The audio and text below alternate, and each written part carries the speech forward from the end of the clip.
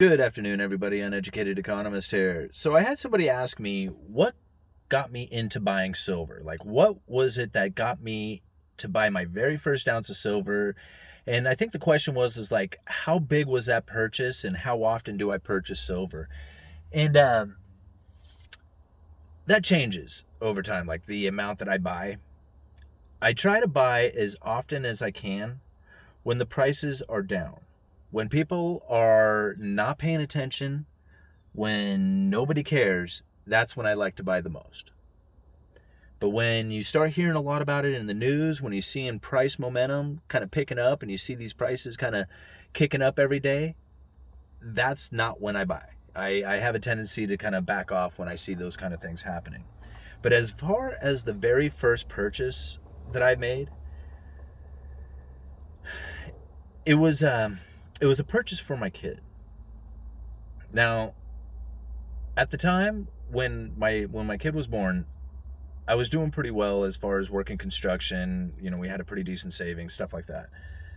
And anytime anybody ever handed me any money, they said, "Hey, this is for the kid. This is to buy diapers or formula, whatever. This is for the kid."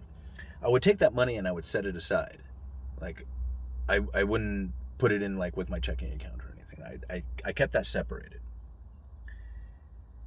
And I was gonna, start a savings account or do something with the money, but I had it basically in cash. And when my kid was about a year and a half old, this is when I started running into troubles, like as far as employment goes, and having my savings depleted and stuff like that. I knew I had to do something with this money for my kid before I ended up spending it, because if you run out of cash and that's the only cash available, you're going to spend it. So I knew I had to do something with it. I had to put it somewhere. And I was going to buy like something as far as the savings goes, whether it was savings bonds or do something with it. I just wanted to get it out of the cash and out of the house, as far as just having that cash on hand. And a buddy of mine came to me and he says, "Hey man, before you go off and put that money into stocks or bonds or something like that, you should buy some silver with it."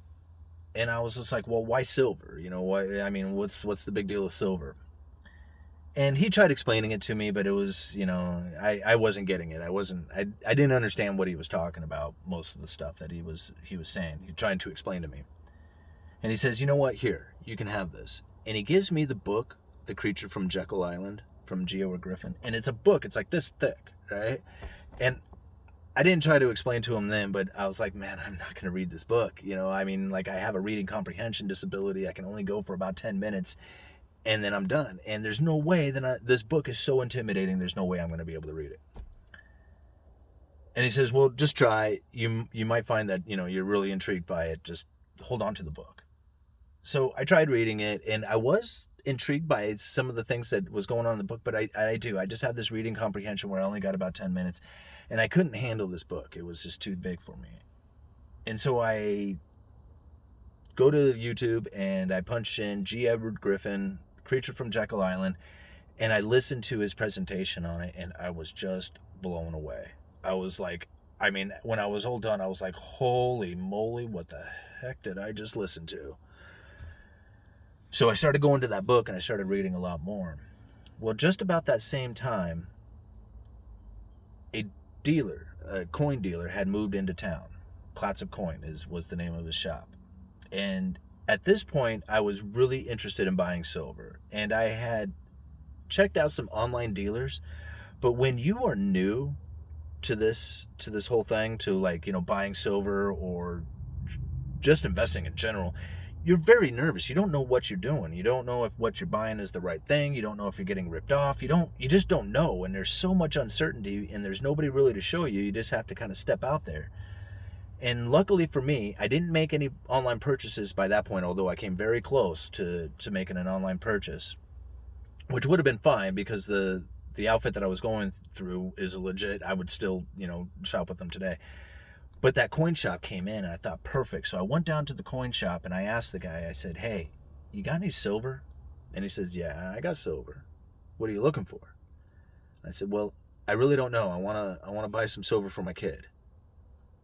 And he said, "Okay." And he said, did you have anything in mind? Did you want to go with coins? Did you want to go with silver bullion?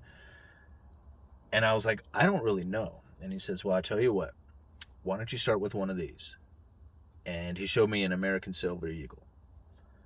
And I said, okay, how much is it? He told me, and I was just like, because by this point I kind of figured out what spot price was, and I'm like, okay, well, this is pretty high over spot price. I knew I was going to be paying over spot price, but I wasn't expecting that much.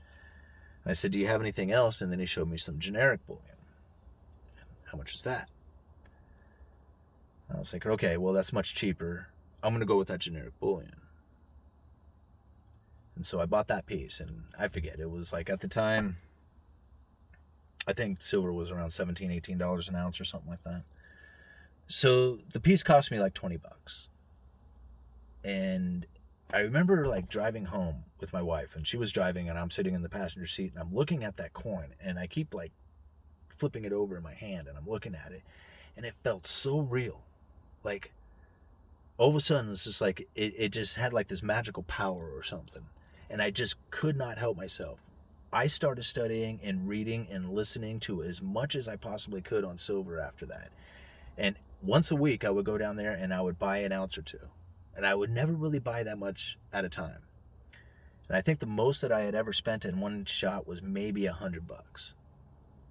And I would pick up 1, 2, 3, maybe 4 ounces at a time. And I did that for a long time. And one day I realized that I had pretty much invested everything that people had given me for my kid into silver. And I still have it. I still have it for him. And I think that guy, and he's not even really, I don't even know where that guy is anymore. He moved away, and I don't even know where he went. And I think about that all the time, like how brief of an encounter that really was, because, you know, he was only in the area. I mean, we only hung out for maybe a year. And, you know, he would hang out at the same bar I hung out at. And, you know, I think about that. You know, it's just like, man, if he wasn't around, I kind of wonder, it was just like, would I have ever gotten into silver? Would I have ever learned anything? I mean, if he had not given me that book, The Creature from Jekyll Island, I wonder if he even knows how far that I've taken the research. You know, I wonder if one day, like, he's going to be searching on YouTube, and all of a sudden, bam, there I am talking about this stuff, and, you know, he thinks back to, like, I remember telling that guy about this. So, anyway, that was my experience buying that first piece of silver and what got me into it. And, you know, everybody's story is going to be a little differently on how or why, but that's what happened to me. I was looking for a place to store some wealth for my kids, and it just happened to be that, you know, a friend of mine that I was hanging out with and drinking beers steered me in the right direction as far as I'm concerned. And yeah, it's just amazing on how you know, looking back on how influential that conversation was later on in life. You know, at the time it didn't seem like a big deal, but now that I look back on it, it was pivotal. Pivotal. That's the word, pivotal. Anyway, guys, it was a long day at work. I'm going to go home, get something to eat, rest up. I'll see you guys later. Uneducated Economist. You let me know.